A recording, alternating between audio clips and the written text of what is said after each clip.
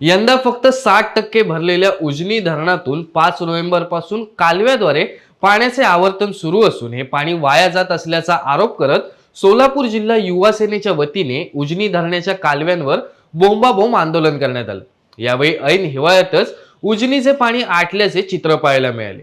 आधीच कमी असलेला पाणी साठा सोडलेल्या पाण्याच्या आवर्तनामुळे खालवत चालला आहे।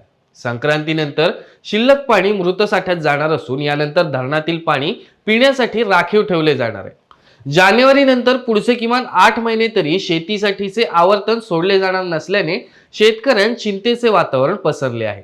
त्यामुळे 2 दिवसात हे पाणी बंद केले नाही तर उजनी धरणात जलसमाधी घेण्याचा इशारा युवा सेना जिल्हा प्रमुख गणेश इंगळे आणि पदाधिकाऱ्यांनी दिलाय।